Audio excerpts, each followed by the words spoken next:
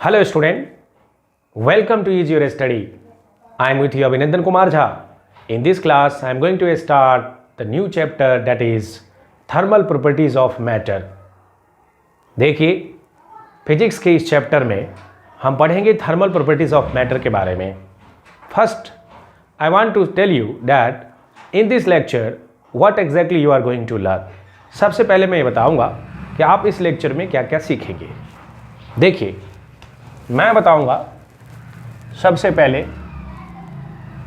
Heat and temperature के बारे में.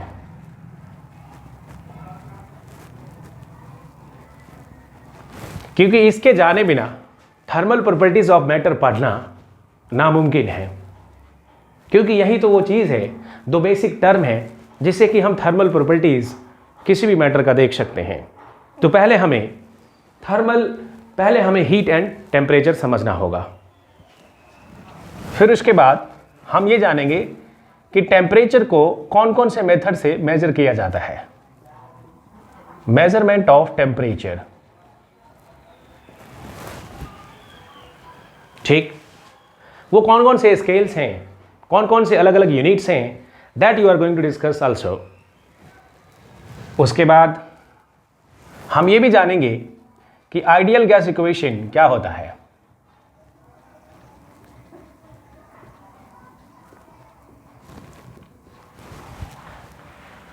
यहां पर एक इंट्रोडक्शन देंगे और डिटेल में पढ़ेंगे. तो ये जो लेक्चर 1 है इसमें मेरा फोकस होगा. पहले हम डिस्कस करें कि हीट और टेम्परेचर क्या होता है. फिर उसके बाद टेम्परेचर को हम कैसे मेजर करेंगे, उसके कौन कौन से टेक्निक्स हैं वो डिस्कशन करेंगे. फिर उसके बाद हम आइडियल गैस इक्वेशन भी देखेंगे और कुछ न्यूमेरिकल्स करेंगे. हालांकि इस चैप्टर में थर्मल प्रॉपर्टीज ऑफ मैटर्स में और भी लेक्चर्स आपको मिलेंगे जिसमें हम और भी प्रॉपर्टीज देखेंगे, जैसे thermal expansion, specific property, modes of heat transfer. ये सब हम धीरे धीरे देखेंगे अलग अलग लेक्चर्स में. चलिए, तो सबसे पहले हम समझते हैं कि what is heat and temperature. देखिए, जो हीट और टेम्परेचर है ये हमेशा रिलेटिव टर्म है. जब हम कहते हैं कि कोई भी ऑब्जेक्ट बहुत ही हॉट है तो इसका मतलब क्या है कि उसका टेम्परेचर बहुत ही हाई है. जब हम कहते हैं कोई ऑब्जेक्ट जिसका टेम्परेचर बहुत ज़्यादा हाई है, इसका मतलब वो ये भी हम कह सकते हैं कि अगर टेम्परेचर बहुत ज़्यादा हाई है तो वो हॉट है. तो ये रिलेटिव टर्म्स है.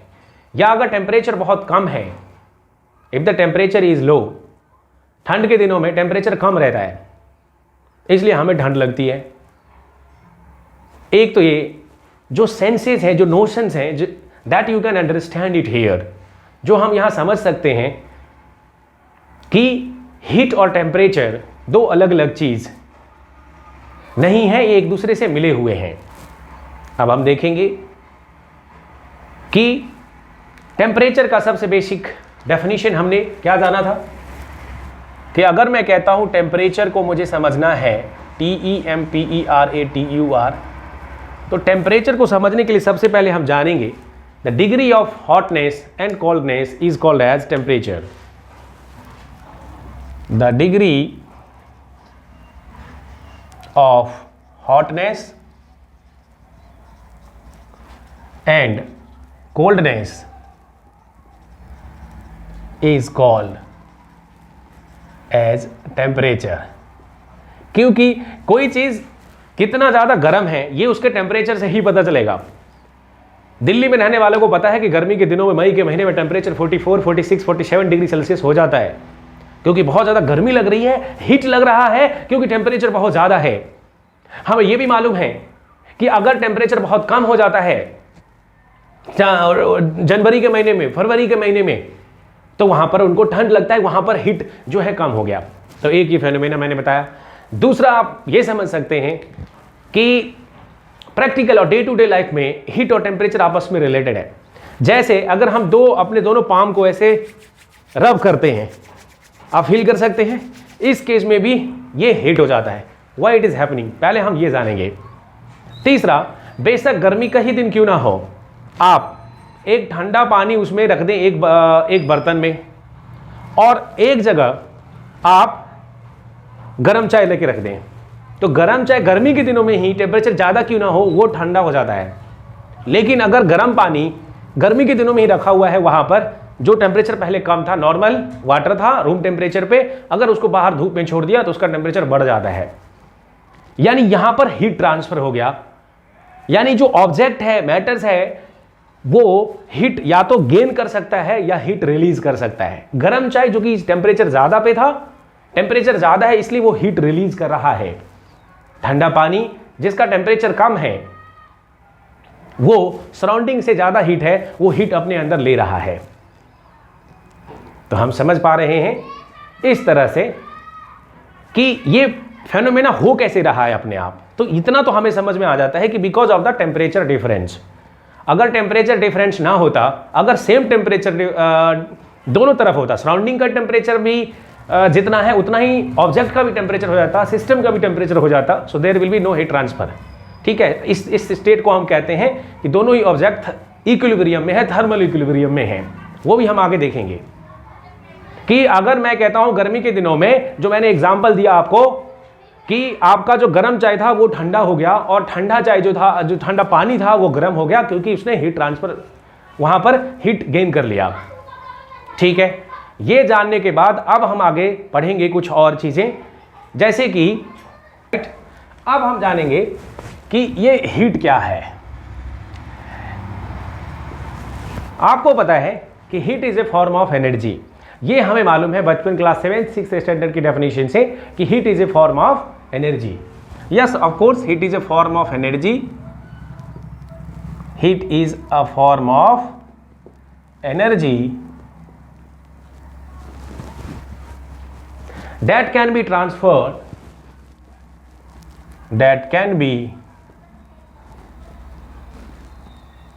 transferred from hot object to cold object, hot object to cold object। ठीक है, या फिर हम कह सकते हैं that is from higher temperature to lower temperature, understood. तो ये हमें समझना होगा कि हीट ट्रांसफर जो है हायर टेम्परेचर से लोअर टेम्परेचर पे होता है। लेकिन हम एक और बात जानना चाहेंगे कि in this transfer of heat from higher temperature to lower temperature we see that there is no mechanical work. यहां पर कोई मैकेनिकल वर्क नहीं हो रहा है, यहां पर कोई फिजिकल वर्क नहीं हो रहा है, कोई मूवमेंट नहीं हो रहा है।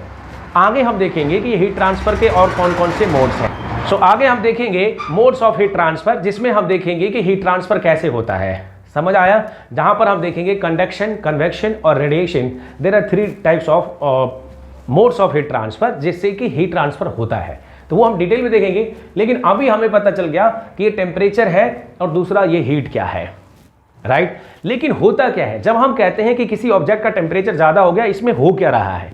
देखो, एनर्जी जो है, there are different forms of energy. Energy जो टोटल एनर्जी होता है that will be the summation of all the different forms of the energy, like internal energy, kinetic energy, ठीक है, और पोटेंशियल एनर्जी। ये जो भी एनर्जी उसके पास है या रोटेशनल एनर्जी, इन सब एनर्जी का सम होता है। लेकिन जब हम टेम्परेचर देते हैं तो उसका इंटरनल एनर्जी बढ़ना तय है, इंटरनल एनर्जी उसका बढ़ जाता है। और वैसे भी जिसका टेम्परेचर ज़्यादा है डेफिनेटली उसके पास ज़्यादा इंटरनल एनर्जी है। तो ये बात ध्यान में रखना है। इससे हमें बेसिक 2 टर्म टेम्परेचर और हीट समझ में आ गया। अब सवाल उठता है कि किसी ऑब्जेक्ट का टेम्परेचर हम कैसे मेजर करेंगे, किसी ऑब्जेक्ट का टेम्परेचर हम कैसे मेजर करेंगे, ये हमें जानना है। तो आपको पता है कि टेम्परेचर मेजर करने के लिए जो हमारे पास डिवाइस है वो क्या है? थर्मोमीटर है। टेम्परेचर मेजर करने वाले डिवाइस को क्या कहते हैं? हम थर्मोमीटर कहते हैं। लेकिन क्या आप जानते हैं कि ये थर्मोमीटर आया कैसे और इसकी जरूरत कैसे है? ऐसा तो नहीं है कि थर्मोमीटर तो बनाया गया होगा, कैसे बना ये भी हमें जानना जरूरी है। तो जब पहली बार लोगों ने सोचा कि ठीक है, अगर हमें हीट मेजर करना है तो हम क्या करें, हमारे पास कितने तरह के थर्मोमीटर हैं, क्या है वो अलग अलग डिवाइसेस, वो भी हमें जानना है। तो नॉर्मली ये सोचा गया कि अगर टेम्परेचर या तो बहुत ज़्यादा है या बहुत कम है, या टेम्परेचर तो बढ़ घट रहा है सिस्टम का या ऑब्जेक्ट का, तो हमें उसको मेजर करना है। हम ऐसा क्या करें? तो जैसे कि सोचा गया कि ऐसा कोई डिवाइस लाओ और मान लो कि कोई यहां पर ऑब्जेक्ट है, कोई भी एक ऑब्जेक्ट रखा हुआ है इस तरह से रैंडमली, मान लो कि इसमें हमने वाटर ही ले लिया रूम टेम्परेचर पे। अब मुझे इसका टेम्परेचर जो है मेजर करना है, तो मैं कहता हूं कि ठीक है, उसमें एक स्केल डाल दो, इसमें एक इस तरह से थर्मोमीटर डाल दो और इसमें अलग अलग स्केल्स होंगे, इसका टेम्परेचर जो है मेजर कर लो, राइट। तो ये थर्मोमीटर हम डाल के इसके टेम्परेचर को मेजर कर सकते हैं। लेकिन ये थर्मोमीटर बना कैसे, ये स्केलिंग हुई कैसे, ये हमें जानना है। तो लोगों ने सोचा कि अगर कोई ऑब्जेक्ट रखेंगे, ऐसा कोई डिवाइस डायरेक्टली नहीं है कि ऐसा कोई लकड़ी डाल दो तो टेम्परेचर मेजर कर देगा, तो ऐसा सोचा गया कि इसमें कोई ऐसा सबस्टांस डालें जिसकी प्रॉपर्टी टेम्परेचर के बढ़ने या घटने से चेंज हो जाती है, कम या ज्यादा हो जाती है। So it has been thought in the same fashion that if the temperature changes, मान लो कि ये जो मेरा ऑब्जेक्ट है, हो सकता है कि एक बार बहुत ज्यादा हीट पे है, मान लो सम 75 डिग्री सेल्सियस पे है, कभी वो 45 पे हो सकता है, तो थर्मोमीटर को तो वो दिखाना चाहिए 75 और 45 या 65 जो भी आपने लिया है। यहां पर इस थर्मोमीटर को इस पूरा टेम्परेचर दिखाने के लिए इसमें जो सबस्टांस लेंगे, the properties of that substance varies with temperature, यहां पर उसकी प्रॉपर्टी टेम्परेचर के साथ वेरी करती है। इसको हमने थर्मोमीटर दिया नाम। तो जो भी थर्मोमीटर बिना, उसके अंदर एक डिवाइस ऐसा, एक ऐसा ऑब्जेक्ट, एक ऐसा सबस्टांस चुना गया जिसकी प्रॉपर्टी वेरी करेगी। तो सोचा गया कि अगर कोई इंडिकेशन देना होगा तो हम क्या करेंगे, तो सबसे पहले जो है liquid in glass tube, liquid in glass tube have been thought, ये सोचा गया। तो उसमें कौन सा लिक्विड लिया गया, ऐसा लिक्विड चुना गया जिसका थर्मल एक्सपेंशन जो है बहुत ज्यादा हो, थोड़ा सा कम टेम्परेचर चेंज होने से ही बहुत ज्यादा डिफ्लेक्शन हो जाए। तो ऐसे ऑब्जेक्ट को चुन के उसमें एक नाम दिया गया मरकरी का, उसमें एक नाम दिया गया मरकरी का। नाउ द क्वेश्चन अराइजेस कि अगर मरकरी है तो उसमें क्या हो रहा है, इसमें हम ये यहां पर एक इस तरह से एक मरकरी का बनाते हैं, मैं अलग से फिगर डाल दूंगा, आप देख लेना स्क्रीन पे। यहां पर एक पतला सा नॉब रखता है और इसमें एक छोटा सा एक बूंद ऐसे मरकरी डाल देते हैं और ये ऐसे कुछ इस तरह से होता है,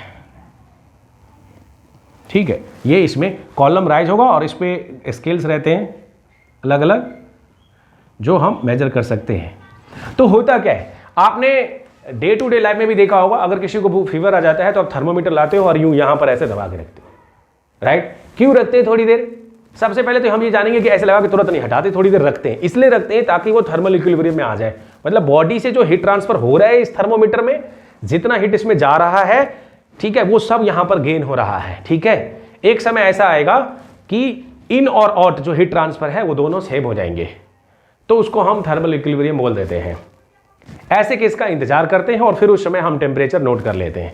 ऐसे लगाए तब तो वो बढ़ रहा होता है, बढ़ेगा बढ़ेगा बढ़ेगा, एक समय जितना भी हीट आ रहा था अब वो हीट आना बंद हो गया, दोनों थर्मल इक्विलिब्रियम में आ गए, उस समय की टेम्परेचर हम नोट कर लेते हैं, या फिर आप मुंह में रख लेते हो, वहां से भी हमें टेम्परेचर पता चल जाता है। अंडरस्टूड। तो हो क्या रहा था, इसके अंदर एक मरकरी का कुछ अमाउंट यहां पर डाला गया, जैसे टेम्परेचर बढ़ा तो मरकरी इसमें बढ़ना शुरू हो गया। अब मरकरी का लेवल बढ़ना शुरू हो गया, जहां पर वो बड़ा थर्मल इक्विलिब्रियम में, वहां का टेम्परेचर हम नोट कर लेते हैं। अब सवाल उठता है कि इस पे कोई वैल्यू तो हमें देनी होगी, यानी हम जो कहते हैं temperature, we have to give some numerical values. How exactly you are going to assign the numerical values for that measurement of the temperature, वो हम कैसे दे पाएंगे यहां पर।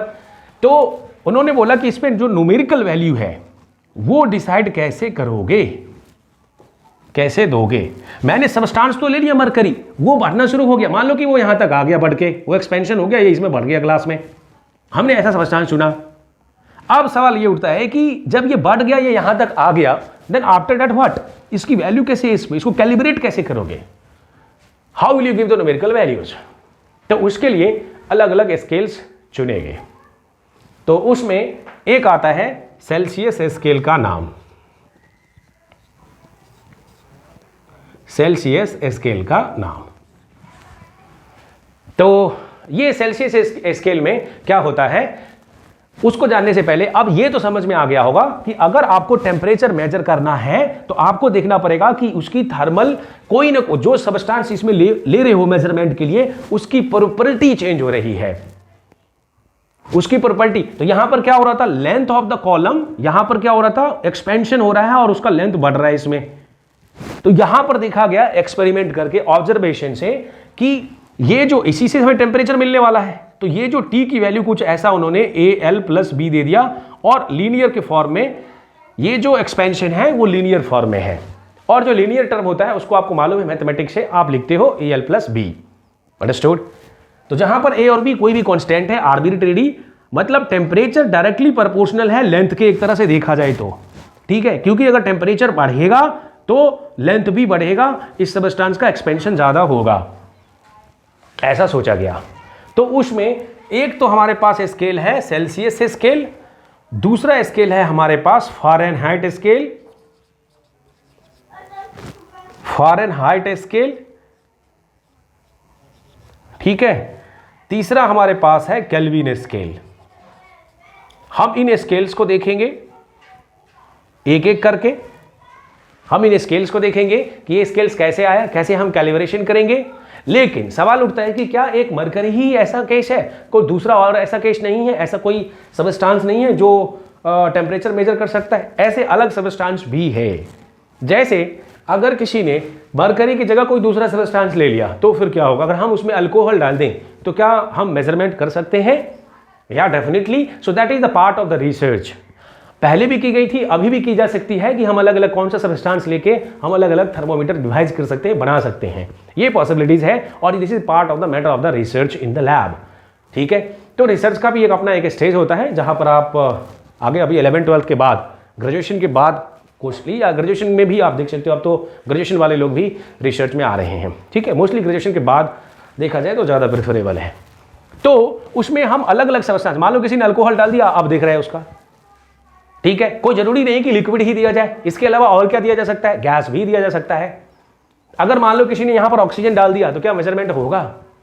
क्या किसी ने नाइट्रोजन डाल दिया, किसी ने एयर डाल दिया तो क्या मूवमेंट, क्या इसमें पॉसिबिलिटीज है? That is the part of the research, और ऐसे हुए हैं। तो मोस्टली दो पार्ट है, या तो लिक्विड डाल के या फिर गैस डाल के। ठीक है, तो हम देखेंगे एक एक करके। अभी हम देख रहे हैं एक सबस्टेंस का जिसमें हमने लिक्विड वाला एक एग्जांपल लिया है, और अब हम यहां पर देख रहे हैं कि सेल्सियस स्केल, फॉरेन स्केल और केल्विन स्केल क्या होता है। फिर मैं बाकी सारे डिटेल्स एक समरी दूंगा कि लिक्विड वाले केस में क्या होगा, गैस कब लेना है, कौन सा बेहतर है, कौन सा अच्छा होता है, किसका रीडिंग अच्छा होने का मतलब किसका रीडिंग एक्यूरेट रहता है, एरर किस में कम होता है, कौन सा कब यूज करना है, ये सब भी हम देखेंगे। ठीक है, तो पहले अब हम देखने जा रहे हैं यहां पर सेल्सियस स्केल किस तरह से काम करता है, और फिर हम आगे देखेंगे कि किसी भी सब्सटेंस का मेजरमेंट कैसे होता है। राइट, मतलब ये टेम्परेचर की हमें देना है एक न्यूमेरिकल वैल्यू, हमारा पर्पस है कि इसका एक न्यूमेरिकल वैल्यू दे, वो कैसे होगा। समझ आ रहा है? चलिए अब वो देते हैं। We'll see it here. Celsius scale देखेंगे हम।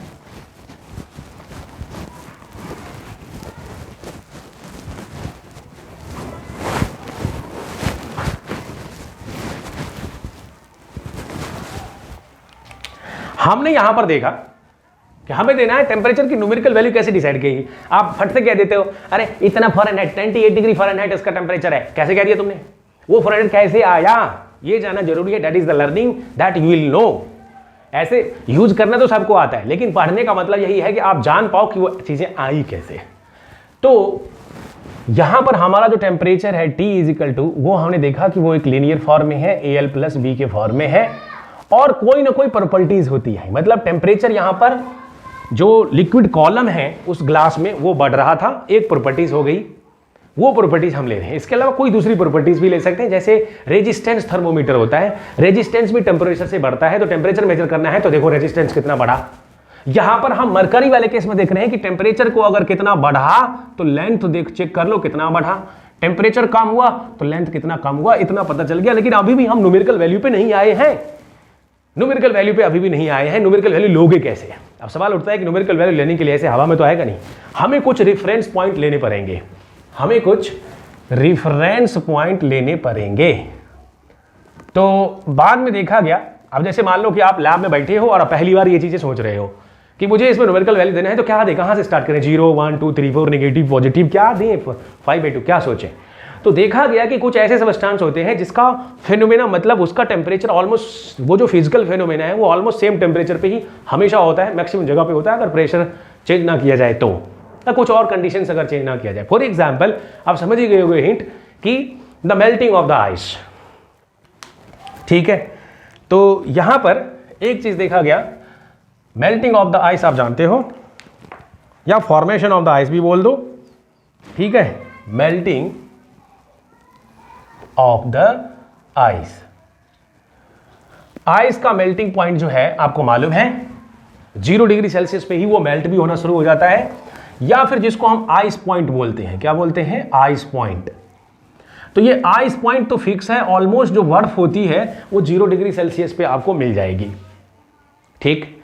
इसी तरह से वाटर को जब हम बॉयल करते हैं तो वो वेपर फॉर्म में भी स्टीम बनना शुरू होता है एक समय पे, तो एक स्टीम पॉइंट भी फिक्स किया गया जब वो उबलने लगता है, बॉयल होने लगता है, तो वो देखा गया, दैट इज 100 डिग्री सेल्सियस। ये दो नोन हो गया। अब ये 0 डिग्री सेल्सियस या 100 हमें कैसे मालूम? ये तो कुछ तो फिक्स करनी पड़ेगी, इसके बिना कुछ नहीं हो सकता। बोलोगे ये भी कैसे आपने बोल दिया, ये कैसे करता पता चला, ये कहीं से डाउनलोड हुआ क्या? ये 0 डिग्री सेल्सियस ये 100 कैसे नोन हुआ? तो इसके पीछे भी फेनोमेना है कि ये 0 डिग्री सेल्सियस कैसे नोन हुआ और 100 डिग्री सेल्सियस, इसके ऊपर थोड़ा सा विचार करो और मेरे साथ भी डिस्कस करना कि भाई ये कहां से डाउनलोड हुआ, जो आइस पॉइंट है ये कैसे डिसाइड की गई और ये कैसे डिसाइड की गई। अब अगर हम देखा जाए, अगर हम देखें तो हमारे पास दो केसेस यहां पर हो जाता है कि ये 0 डिग्री सेल्सियस तो हमें पता चल गया, और एक और हमें यहां पता चल गया 100 डिग्री सेल्सियस। ये हमारा आइस पॉइंट था। अगर मुझे एक स्केल बनाना है, एक कैलिब्रेशन चाहिए यहां पर किसी भी टेम्परेचर स्केल का, तो मैं अगर डिग्री सेल्सियस की बात कर रहा हूं तो मैं यहां 0 डिग्री सेल्सियस और 100 डिग्री सेल्सियस मान सकता हूं। तो इसके एक्सपेरिमेंट को देखोगे लैब में, ये आइस पॉइंट कैसे मेजर की गई और स्टीम पॉइंट कैसे मेजर करी गई, ये दिया हुआ है। ये इस लेक्चर का विषय नहीं है, इसलिए मैं बता नहीं रहा हूं। आप जरा सोचो, नहीं मिले तो मुझसे कमेंट करके पूछो कि सर मुझे ये नहीं आया, मुझे बताइए कि ये कैसे आया था। अब ये 0 डिग्री सेल्सियस है और ये 100 डिग्री सेल्सियस है, ठीक है। तो ये हमें स्टीम पॉइंट, दो एक्सट्रीम पॉइंट मिल चुके हैं। ये लैब में आया, एक्सपेरिमेंट से आया। अब मुझे किसी एक टेम्परेचर स्केल डिसाइड करना है, यहां पर एक टेम्परेचर स्केल डिसाइड करना है, उसको हमें यहां देखना है। अगर मैं टेम्परेचर स्केल डिसाइड करने जाऊंगा तो कुछ कोई भी temperature, that may be any temperature between 0 degree Celsius to 100 degree Celsius. यहां पर मान लीजिए कि ये कोई भी टेम्परेचर एक सी है, यहां पर कोई भी एक टेम्परेचर सी होगा, ठीक है। तो वो हम कैसे निकालेंगे? तो ये बोला गया कि भाई देखो, ये जो टेम्परेचर है वो लिनियरली वैरी किया है, AL प्लस B से वैरी किया है। तो टेम्परेचर 100 कब था? उन्होंने बोला कि 100 डिग्री सेल्सियस तब था जब A इंटू L 100 होगा, मतलब 100 के कोरस्पॉन्डिंग जो एक्सपेंशन होगा उसको उन्होंने नाम दिया 100 is equal to AL 100 plus B। मैं इसको मान सकता हूं पहला इक्वेशन, ठीक। उसी प्रकार 0 डिग्री सेल्सियस भी आया, where what you have seen it, कि यहां पर हमने देखा AL0 प्लस B। अब इस दोनों इक्वेशन को सब्ट्रैक्ट करोगे तो आपको A की वैल्यू मिलेगी। इस दोनों इक्वेशन को सब्ट्रैक्ट करो तो आपको A की वैल्यू मिलेगी, that is 100, and this is will take L 100 minus L0 and B get cancelled. So what exactly will get it here? You get the value of A, which is 100 divided by L 100 minus L0. Understood? Similarly, if you put the values of A in any equation, you will get the value of B as well. तो अब मैं यहाँ पर ले जा रहा हूँ इसको, and we'll see it T is equal to, ये पहले मैं रखता हूँ 1 में, तो 100 इज इक्वल टू क्या लिखेंगे, A into 100 by L 100 minus L naught plus B. So what exactly you will get the value of B? मैंने A की वैल्यू किसी इक्वेशन में रखो, आप चाहो तो इस 2 में भी रख सकते हो, अगर आप चाहो तो आप 2 में भी रखोगे. So we will get 0 is equal to A into A की वैल्यू हमारा क्या है 100 into L naught divided by L 100 minus L naught plus B. मैंने A into L naught, देखो हमारा इक्वेशन 2 क्या है A into L naught, so I will write 100 upon L 100 minus L naught, and here what is the B? So by this way I can get the value of B. My B will be negative of 100 L naught divided by L 100 minus L naught. So we can keep this two value, and whenever it is needed I can put it. No need to simplify it further.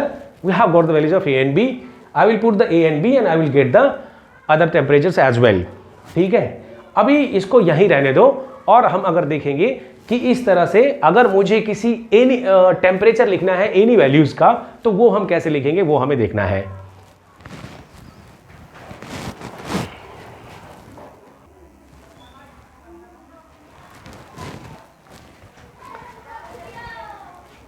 So understood here, you will see it here. Like देखिए B की value हमें मिल गई.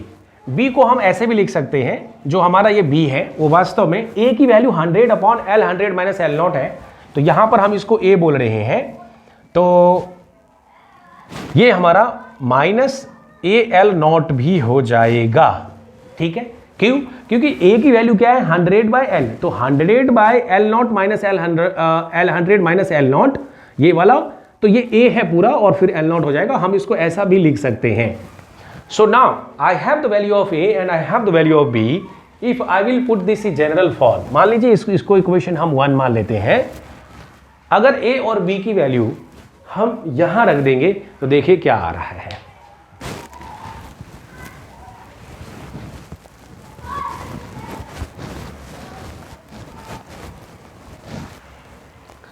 तो यहां पर जो हमारा T है, देखिए उसकी वैल्यू क्या आएगी. हमें लिखना है A हमारा क्या आया 100 by L 100 minus L naught into L plus B की वैल्यू क्या है माइनस A, जो कि पूरा क्या है 100 L not by L 100 minus L not, ये है. अब यहां पर कुछ कॉमन हो रहा है वो देख लेते हैं. जो T की वैल्यू है इसमें 100 इंटू L है और इसमें माइनस 100 इंटू L नॉट है, तो यहां 100 कॉमन हो जाएगा और इसको लिखेंगे L minus L naught divided by, नीचे में ये दोनों सेम है, डिनोमिनेटर सेम है, तो एलसीएम भी सेम होगा, and I will write L 100 minus L naught, right. So now we will see it here. अब जो हमारा यहाँ टेम्परेचर आया है वो वैल्यू क्या आ रहा है, देखिए इसको लिख सकते हैं L minus L naught divided by L 100 minus L naught into 100. ये आता है कि मुझे कोई टेम्परेचर चाहिए, I want to take a temperature, any temperature of an object, मतलब कोई भी टेम्परेचर किसी भी कंडीशन में अगर मुझे निकालना है, तो मुझे ये जो मेरा मरकरी थर्मोमीटर था जो ऑलमोस्ट यहां रखा हुआ है, इसमें जो लेंथ है मुझे वो लेंथ देखना है अलग अलग पे, लेकिन हमें L 100 मतलब रेफरेंस पॉइंट वाला 100 डिग्री पे स्टीम पॉइंट पे जो उसका एक्सपेंशन है, that I should know, then I should know at the ice point and I will get the temperature. This T, this is the numerical value. If you put the value L and L naught, L 100 and L naught, definitely you will get the temperature T. समझ आ रहा है? क्योंकि अगर यहां देखोगे मुझे यहां कोई भी टेम्परेचर चाहिए यहां पर, तो मुझे L नॉट पता होता है, L 100 पता होगा और L भी पता होगा उस टेम्परेचर के अगेंस्ट, और हम रख के टेम्परेचर पता कर लेंगे. ठीक है. So here we have used one property. यहां पर जो सबस्टांस हमने यूज किया मरकरी, और उसकी एक्सपेंशन प्रॉपर्टी यूज की गई कि टेम्परेचर के साथ उसका लेंथ वेरिएशन कर रहा है. So we have notice one properties. यहां पर एक चीज यूज की गई जो कि मरकरी है. ठीक है. तो नॉर्मली यहां पर दो टर्म्स होते हैं, मैंने एक यूज किया है डिग्री सेल्सियस और दूसरा होता है डिग्री फ़ारेनहाइट, जिसको F से डिनोट करते हैं। दो अलग अलग लोग थे और दोनों ने अलग अलग ऑब्जर्वेशन करके अपनी बात कही थी। तो हमें सेंटीग्रेड स्केल के बारे में तो पता चल गया है, 0 डिग्री सेल्सियस आइस पॉइंट और 100 डिग्री सेल्सियस स्टीम पॉइंट, और we can calibrate a mercury, मतलब जो liquid in glass type thermometer है, हम उसमें मरकरी थर्मोमीटर का नाम सबसे पहले आता है जो हमने देखा, और उसमें लीनियर वेरिएशन है T=A+LB, और इससे हम कैलिब्रेशन कर सकते हैं और इससे हम वैल्यू निकाल सकते हैं। अब ये मत पूछना अभी कि इसमें कुछ एरर भी हो सकता है क्या, बिल्कुल एरर होगा, डेफिनेटली एरर होगा। तो वो कौन कौन से एरर होंगे वो बाद में देखेंगे। अभी मैं बताने जा रहा हूं कि ये डिग्री सेल्सियस आपको समझ में आ गया, तो अब डिग्री फ़ारेनहाइट भी देखिए, ठीक है, वो क्या होता है। इसको रफ कर देता हूं।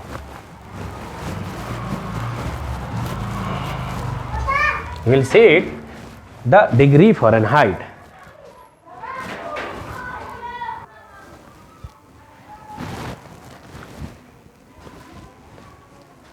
Okay, so now I am going to tell you that what is the Fahrenheit scale temperature.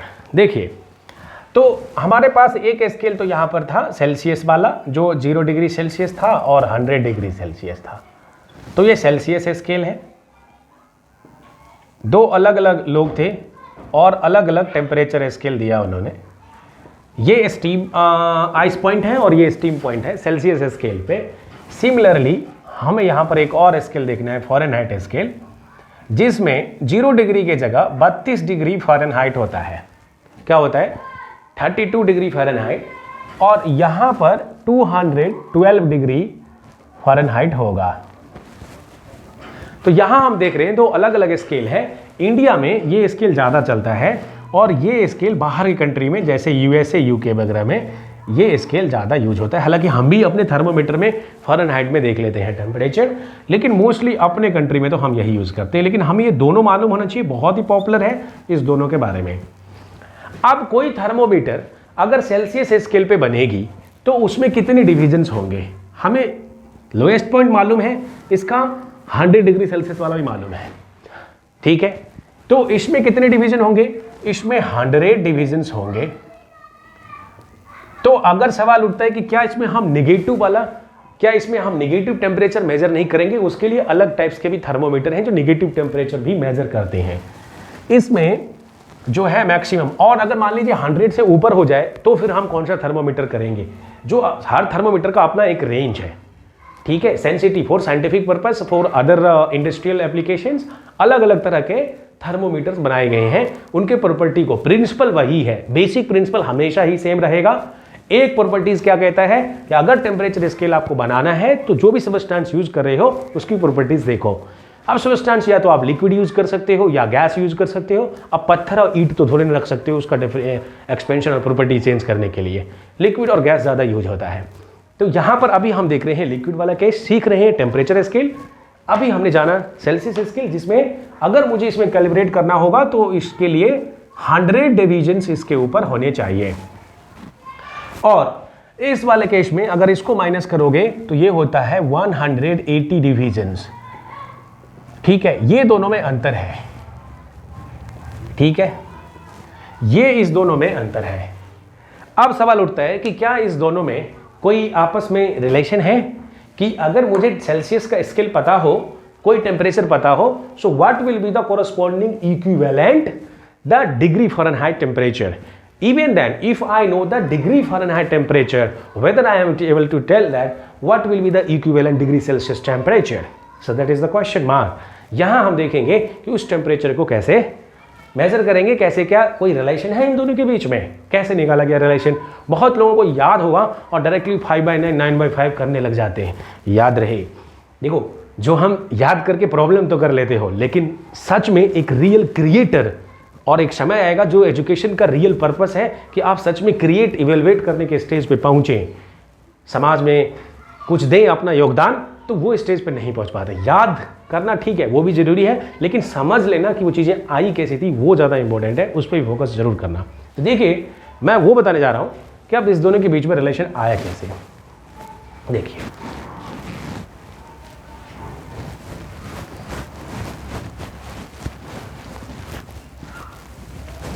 अगर मुझे इस दोनों स्केल का लिखना है तो मैं कुछ तो करूंगा इसमें। देखिए, सबसे पहले हम यहां पर एक ग्राफ बनाएंगे एक्स और वाई एक्सिस का, ठीक है। दोनों के बीच जो रिलेशन देखना है। यहां हम देखेंगे कि मैं एक्स एक्सिस पे, ये मेरा एक्स एक्सिस है और मेरा ये वाई एक्सिस है, इस पे मैं डिग्री सेल्सियस प्लॉट कर देता हूं, है डिग्री सेल्सियस। तो ये सेल्सियस स्केल वाले टेम्परेचर इस पे आ जाएंगे, Celsius scale temperature. So I will right it on the X axis. Now इस वाले एक्सिस पे हम फ़ारेनहाइट स्केल लिखेंगे।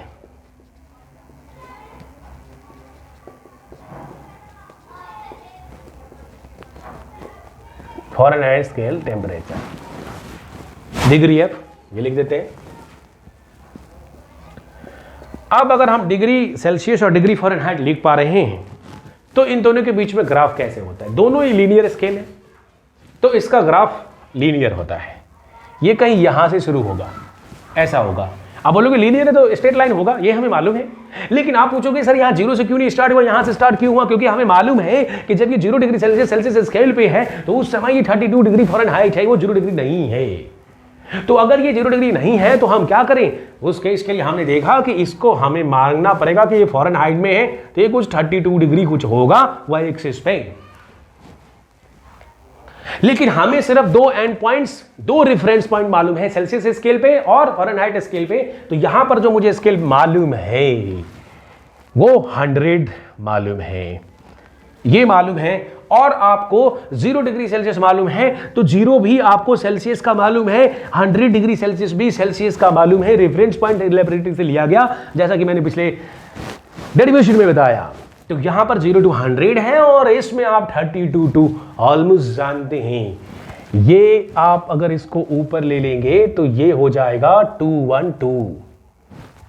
मैं इसको 212 इधर लिखता हूं यार, 212 डिग्री फ़ारेनहाइट। मतलब ये वाला जो हमारा पॉइंट है वो 212 है। तो इस एक्सिस पे भी हम दो स्केल, दो टेम्परेचर ही जानते हैं, बाकी नहीं जानते। वो हमें कैलिब्रेट करना है, वो हमें डिवाइड करना है, वो हमें पता करना है कोई भी टेम्परेचर कैसे मेजर करेंगे। तो अब हमने देखा कि अगर मैं यहां से यहां तक मिलाऊं और ये लेंथ जानना चाहूंगा, छोड़ो डॉटेड लाइन ले लेते हैं तो ज़्यादा बेहतर है। 100 तक ही जाना है मेरे को और फिर उसके बाद ये आगे इस वाले लाइन से 100 से मोर लेना है, इसको आगे वाई एक्सिस की तरफ भी ले जाना है, ठीक है। आगे नहीं रखना तो इसको मिटा दो, लेकिन आप एंड पॉइंट हम कह सकते हैं, ये लाइन आगे भी जा सकती है, कोई दिक्कत नहीं है, लेकिन हमें 100 तक मालूम है इसलिए मैं 100 तक रोक रहे हैं, ठीक है। तो ये जो लेंथ है ये वास्तव में डेल्टा सी है। डेल्टा सी डिग्री सेल्सियस है, चेंज इन डिग्री सेल्सियस है, और ये वास्तव में कितना था? 100 था। ये 100 और ये 0 है। तो अगर डेल्टा डिग्री सी बोलो तो ज़्यादा बेहतर है। डेल्टा डिग्री सी बोले तो मतलब चेंज इन डिग्री सेल्सियस वो 100 है। यहां पर हमारा डेल्टा डिग्री फ़ारेनहाइट जो है वो 180 है, क्योंकि ये 32 से स्टार्ट है और 212 पे है, तो ये 182 है। ये यहां से यहां तक ये लेंथ है पूरा, ये पूरा लेंथ है, right. So I know this delta X, I know this delta Y. What will be the slope of this line? The slope of this line will be, slope of this line will be 180 by 100. Understood? 180 by 100, right?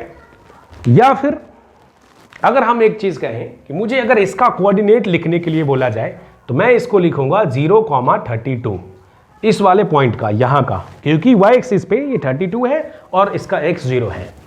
अगर मुझे इस point का coordinate लिखने के लिए बोला जाए, so what I will write, what is the x? X is 100 and then if x is 100, क्योंकि ये x 100 पे है और y कितना है? y है 212 है। So I know the 2 points of this line, 2 end points of this line, So I will be able to write the equation of this line. So can you able to write the equation of this straight line? चलिए अभी लिखेंगे, मैं इसको रब करता हूं.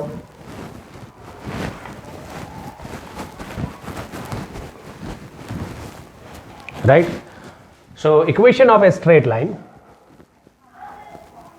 Equation of straight lines. How exactly I am going to write it? We have the formula for equation of a straight line from the 2 point form. आपको मालूम है 2 point form से आपके पास एक इक्वेशन है कि अगर मान लीजिए एक लाइन है और उसका पॉइंट मैथमेटिक्स में ये पढ़ाया गया होगा आपको x2 y2, 2 पॉइंट अगर हमें दिया हुआ है, इसका इक्वेशन लिखना है. So I will take any 1 point. So I will write y minus y1, this is equal to slope y2 minus y1, x2 minus x1, x minus x1. So this is the general formula of equation of the straight line. That we know it. But exactly we are going to write it here. We have the 2 points here, that is 0,32. Another point is 100,212. Now I have to write the equation of this straight line. How? कैसे लिखेंगे?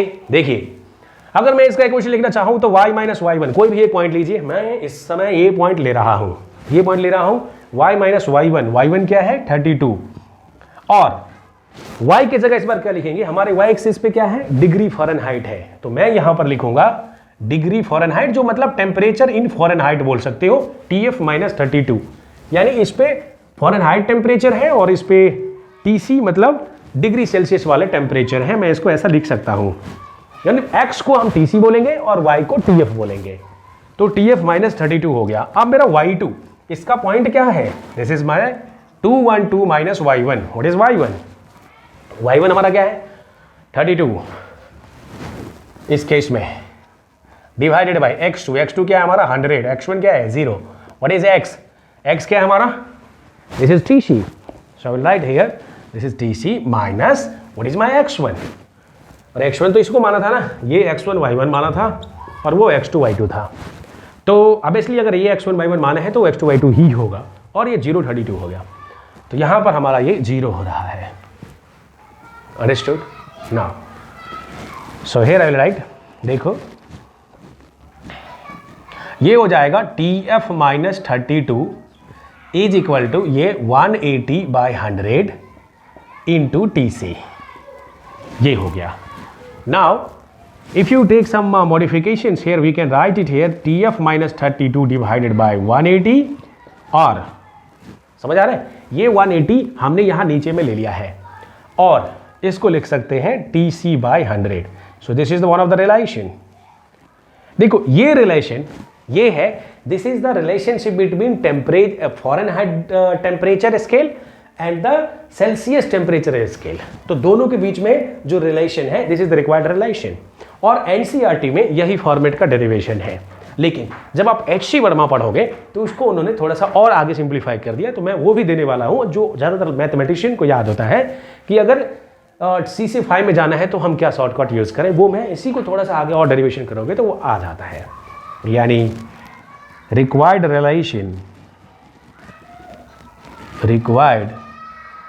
Relation, ठीक है,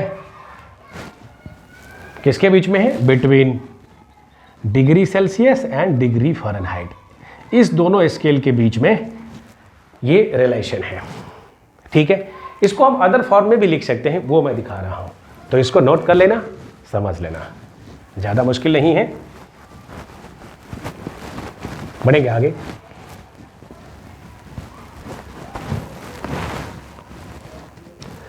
अब देखो कि इसको और simplify हम कैसे करेंगे, तो वो हमारे पास है. मैं इसको आगे यहां लिखता हूं. ये मैं लिख सकता हूं TF minus 32 is equal to वही वाला 180 by 100 इंटू TC. ठीक है, तो यहां पर ये 0 0 कैंसिल हो गया, फिर 2 से डिवाइड करो, ये 9 हो जाएगा, ये 5 हो जाएगा. TF minus 32 is equal to 9 by 5 into TC. ठीक है, ये आ गया. अब अगर मुझे सिर्फ TF चाहिए तो मैं इसको 9 by 5 इंटू TC और प्लस 32 लिख सकता हूं, या TF चाहिए आपको तो 32 प्लस 9/5 इंटू TC लिख सकते हैं। कई किताबों में ऐसा भी लिखा रहता है F is equal to 32 plus 9/5 into C। So another form, right, the required relationship between Fahrenheit scale temperature and degree Celsius temperature. So these two skills are very important. You must know, you must remember, you can do some numericals, right? ये हमें याद होना चाहिए, इस पे हम बहुत सारी चीज़ कर सकते हैं आगे। समझ आया? तो अभी हमें समझ में आ गया कि ये दोनों स्केल ऑफ टेम्परेचर क्या होता है, राइट? आगे बढ़ते हैं और अब हम जानेंगे कुछ और स्केल्स। जैसे मैंने अभी एक एग्जांपल दिया आपको, लिक्विड इन ग्लास थर्मोमीटर, जिसमें मरकरी यूज किया है, लेकिन मरकरी के अलावा हम उसमें अल्कोहल यूज कर सकते हैं, तो भी एक नया टेम्परेचर स्केल बन जाएगा, नए टाइप का थर्मोमीटर बन सकता है। हम उसमें अलग सब्सटेंस यूज कर सकते हैं, कोई गैस यूज कर सकते हैं, गैस यूज कर सकते हैं। गैस में भी कई तरह के होते हैं, मान लो ऑक्सीजन यूज किया, N2 यूज किया, हाइड्रोजन यूज किया, हीलियम यूज किया, इसमें हम इनफैक्ट एयर भी यूज कर सकते हैं, है? तो लिक्विड वाले केस में हमें अल्कोहल है, मरकरी है, वाटर भी है, लेकिन ये ज्यादा सक्सेसफुल नहीं है। वाटर है लेकिन वो भी मरकरी है, आप यूज कर सकते हो, कोई और भी यूज कर सकते हो, देख सकते हो, कोई नया तरह का थर्मोमीटर डिजाइन कर सकते हो बाय चेंजिंग द लिक्विड और गैस, डिफरेंट गैस। अब सवाल उठता है इसमें कि क्या कोई सॉलिड वाला भी है? हाँ, एक और है इसमें, सॉलिड वाला भी है, एक प्लैटिनम वायर रेजिस्टेंस, जैसे रेजिस्टेंस थर्मोमीटर बोलते हैं, सॉलिड वाला केस भी है, जिसमें हम रेजिस्टेंस थर्मोमीटर कहते हैं,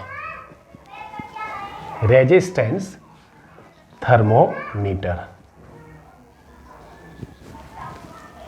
उसमें रेजिस्टेंस में ज्यादातर होता क्या है कि resistance of the substance changes with temperature. अगर रेजिस्टेंस चेंज होगा तो टेम्परेचर भी चेंज हो जाएगा, ठीक है। R4 रेजिस्टेंस, ये आपको मालूम है हर इलेक्ट्रिकल सबस्टेंस में उसका करंट फ्लो होने की, अपोज करने की एक क्षमता होती है, capacity to oppose the flowing current, तो वो रेजिस्टेंस होता है, प्रतिरोधक क्षमता, यही तो मतलब है ना। अब ये R अगर बढ़ेगा, मतलब R नहीं बढ़ेगा, R तो जो है वो है ही, लेकिन अगर टेम्परेचर बढ़ेगा तो इसका मतलब R बढ़ना चाहिए, टेम्परेचर कम होगा तो R कम होना चाहिए, कुछ लीनियर टाइप दिख रहा है। ज्यादातर केस में एक यूज किया गया है, प्लैटिनम एक सबस्टेंस है, प्लैटिनम सबस्टेंस यूज किया जाता है, इसलिए उसको हम प्लैटिनम वायर रेजिस्टेंस थर्मोमीटर कहते हैं, प्लैटिनम वायर रेजिस्टेंस थर्मोमीटर कहते हैं, थर्मोमीटर कहते हैं। तो प्लैटिनम वायर रेजिस्टेंस थर्मोमीटर क्यों कहा? क्योंकि प्लैटिनम से, प्लैटिनम एक एलिमेंट है जिसका एटॉमिक नंबर 78 होता है, बहुत ही डक्टाइल, मैलिएबल, ऐसे कुछ कुछ इनकी प्रॉपर्टीज है, ये देख लेना अपना, ठीक है। तो ये यूज किया गया, चुना गया, कोई भी सबस्टेंस का सिलेक्शन होता है उसके कुछ प्रॉपर्टीज पे, that what is the desirable property, the desirable quality that it should have, इसके पास होना चाहिए, वो प्रॉपर्टीज है कि नहीं है, ठीक है। तो वैसे यहां पर हम देख पा रहे हैं कि इस वाले केस में भी लीनियर होता है। मैं डायरेक्टली इसका रिलेशन लिख देता हूं, इट वर्क्स, ये बेस होता है, it works on the principle of wheat stone bridge, works on the principal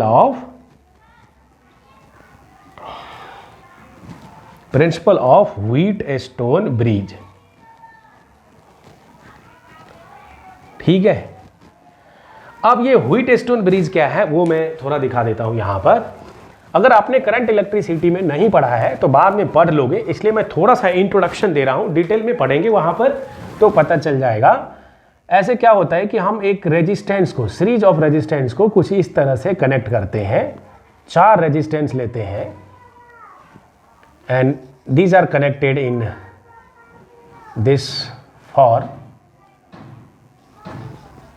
ऐसा मान लीजिए कि ये P है, ये Q है और ये R है और ये S है। ऐसा 4 रेजिस्टेंस को हम इस तरह से एक ब्रिज बना के कनेक्ट करते हैं। इसके बीच में एक गैल्वेनोमीटर लगा देते हैं, जिससे हमें करंट का इंडिकेशन का पता चलता है कि फ्लो हो रहा है कि नहीं हो रहा है। हम इसको बैलेंस कर सकते हैं, P और Q R S सेलेक्ट कर सकते हैं। इसको मैं एक और बैटरी से इसमें करंट भी फ्लो करवा देते हैं। तो ये एक सर्किट हम बनाते हैं जो डिटेल में आप देखोगे।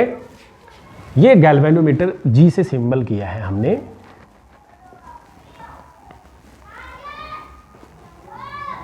और इसमें हम ये देखते हैं कि P by Q is equal to कुछ R बाई एस, ये रेजिस्टेंस होगा, इसका सर्टेन ओम होगा, मान लीजिए कुछ X ओम होगा, ये कुछ Y ओम होगा, है। तो X बाई वाई मतलब P by Q is equal to R by S. Mostly हमें 3 मालूम होता है, चौथा हम बैलेंस करके निकालते हैं, ठीक है। तो नीडल को एडजस्ट करके कि जब ये बैलेंस हो जाता है, P by Q R by S आ जाएगा, तो इसमें कोई डिफ्लेक्शन नहीं होगा। फिर उसके बाद हम इसमें करंट का, ये भी रेजिस्टेंस भी चेंज होता है टेम्परेचर चेंज होने से, इसलिए ये भी एक प्रॉपर्टी यूज की जाती है। This is one of the property to measure the temperature resistance of the substance. तो प्लेटिनम का वायर यूज किया जाता है। यहाँ पर एक फिगर है, देखो इस तरह से आप समझ सकते हो कि ये कैसे बना होता है, ठीक है। इसमें इस तरह से प्लेटिनम के एक रॉड पे, इसमें प्लेटिनम की वायर जो है वो इस तरह से माउंट की रहती है, और 2 अलग तरह का ये कंस्ट्रक्शन है, आप देख सकते हो, राइट। और फिर उसके बाद ये सर्किट बैलेंस करके P by Q R S इस प्रिंसिपल पे यूज होता है। और फाइनली हम टेम्परेचर जो निकालते हैं वो चेंज इन द रेजिस्टेंस, और वो रेजिस्टेंस भी हमें 2 पॉइंट्स पे मालूम होता है। मतलब हमें R100 मतलब स्टीम पॉइंट पे पता होना चाहिए, हमें पता होना चाहिए 0 डिग्री सेल्सियस पे हमें पता होना चाहिए, ठीक है। तब जाके हम उसमें किसी एनी टेम्परेचर पे apart from 100 and 0 you can get the resistance, ठीक है। तो उसके लिए हम डायरेक्टली लिख इस वाले केस के लिए भी हम निकाल सकते हैं कि R माइनस जो कोई भी टेम्परेचर अगर हमें निकालना होगा, मान लीजिए एनी टेम्परेचर R है, minus R0 divided by R100 minus R0। ये केस हम यूज करते हैं और इससे हमें टेम्परेचर आ जाता है, ठीक है। इससे हमें टेम्परेचर आता है R माइनस R0 R100। ये रेजिस्टेंस है, it is at any temperature. ये है स्टीम आइस पॉइंट पे, स्टीम पॉइंट पे और आइस पॉइंट पे रेजिस्टेंस निकालते हैं, और इससे भी। So this was the one of the applications where we have used, where have seen the apart from the liquid here the platinum wire have been used to measure the temperature, or we get the numerical values of the temperature। तो ये एक temperature scale आया, ठीक है। कौन सा substance use करें, कौन सा कब यूज करें, ये डिपेंड करता है कि एप्लीकेशन कौन सा है। यहां पर एक बात तो तय है कि अब हमारे पास एक तो मरकरी वाला केस हमने देखा जिसमें कि वो लिक्विड था, और दूसरा हम देख पा रहे हैं कि रेजिस्टेंस थर्मोमीटर है। दोनों लगा के अगर हम एक ही ऑब्जेक्ट का टेम्परेचर मेजर करने जा रहे हैं तो दोनों में वेरिएशन आ जाता है। जानते हैं क्यों? क्योंकि we are taking the one of the property of the measuring substance, we are using the property and that is varying with the temperature. तो ऐसा होता है कि कुछ प्रॉपर्टीज हाइयर टेम्परेचर के साथ चेंज जल्दी से हो जाता है, लोअर टेम्परेचर पे थोड़ा कम हो जाता है, ठीक है। जैसे मरकरी वाले केस में length of the column change हो रहा था टेम्परेचर से, तो हाइयर टेम्परेचर पे कई बार वो ज्यादा बढ़ जाएगा, कई बार कम बढ़ जाएगा, डिपेंडिंग अपॉन कौन सा सबस्टेंस है। इसलिए एक ही सबस्टेंस है, मान लो मैंने पानी गर्म किया, ये इस तरह से मैंने पानी गर्म किया और सपोज इसमें एक इलेक्ट्रिक रॉड डाल दिया इस तरह से, ये एक इलेक्ट्रिक रॉड डाल दिया इसमें, और मैं इसमें पानी गर्म कर रहा हूं, ठीक है। तो इसका टेम्परेचर मुझे मेजर करना है, तो मैं क्या करूंगा, तो मेरे पास अगर मान लो एक मरकरी वाला थर्मोमीटर है और एक रेजिस्टेंस वाला थर्मोमीटर है, दोनों के रीडिंग्स में वेरिएशंस आता है, और ज्यादातर वेरिएशन आता है। Even for small temperature changes will see some variation, ठीक है। इसका मतलब ये है कि हम ये देख पा रहे हैं कि अगर अलग अलग सबस्टेंस, अलग अलग प्रॉपर्टी यूज की गई है, अलग अलग प्रॉपर्टी यूज की गई है, so we are getting some deviation in the measurement of the temperature. So now the question arises कि क्यों ना हम एक ऐसा टेम्परेचर ले लें, है कुछ एक ऐसा सबस्टेंस ले लें जिसमें इस तरह की चीजें हो ही ना यार, ये वेरिएशंस ना हो, चाहे इररिस्पेक्टिव ऑफ द टेम्परेचर, कोई भी सबस्टेंस ऐसा हम एक सबस्टेंस चुने ठीक है, जो इस तरह के वेरिएशंस ना दे, तो वो जो सब्सटेंस है वो गैस है। तो ये लिक्विड इन ग्लास थर्मोमीटर्स में जो वेरिएशंस है, चूंकि हमने क्यों वेरिएशंस है, क्योंकि हमने प्रॉपर्टी यूज की है, क्योंकि हमने प्रॉपर्टी यूज की है उस सब्सटेंस की मेजरिंग की, जो टेम्परेचर के साथ चेंज होता है वो ज्यादा कम हो सकता है, इसलिए हो सकता है ये। ठीक है, अब बाद में सोचा गया कि क्यों ना हम एक ऐसा सब्सटेंस चुने जो इस तरह का वेरिएशन ना दे, ठीक है, ऑलमोस्ट सेम रिजल्ट दे हर तरह की परिस्थिति में। हाँ, वो मुझे सही लगता है कि हाँ ऐसा टेम्परेचर लो, पता चले कि मैं अगर मरकरी वाला यूज कर रहा हूं तो मेरा अभी बुखार बता रहा है, और मैं अगर प्लैटिनम रेजिस्टेंस ले रहा हूं तो मैं अभी ठीक हूं। ऐसे केस भी हो सकते हैं, तो ऐसा नहीं होना चाहिए। इसलिए सोचा गया कि क्यों ना हम गैस सब्सटेंस यूज करें, और उसको बोला गया कि एब्सोल्यूट स्केल थर्मोमीटर्स। ठीक है, और वो होता है आइडियल गैस थर्मोमीटर्स। वही है, गैस थर्मोमीटर्स बोलते हैं, या आइडियल गैस थर्मोमीटर्स हम बोलेंगे उसको। तो मैं अब बताने जा रहा हूं गैस थर्मोमीटर्स के बारे में। गैस में भी कौन सा गैस, तो आइडियल गैस, क्योंकि आपको मालूम है, थोड़ा बहुत तो मालूम होगा आइडियल गैस के बारे में, कि अगर प्रेशर कम है, ठीक है, किसी भी सब्सटेंस का, अगर लो प्रेशर पे ज्यादातर गैसेज आइडियली बिहेव करते हैं, या लो डेंसिटीज भी बोलो, उस पे ज्यादातर गैस जो है आइडियल गैस ही बिहेव करता है। लेकिन हायर प्रेशर टेम्परेचर पे थोड़ा बिहेवियर होता है, लेकिन हम ये अज्यूम कर सकते हैं एक पर्टिकुलर केस तक, that is not always 100% accurate, but हम ये मान सकते हैं कि if you use these gases definitely you will get the same result in different conditions।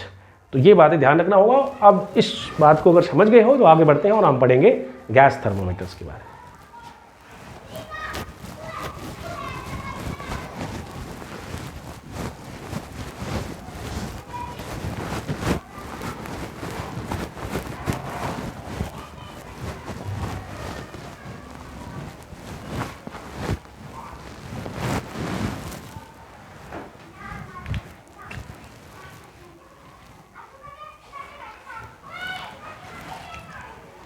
ठीक है, here we'll see absolute scale,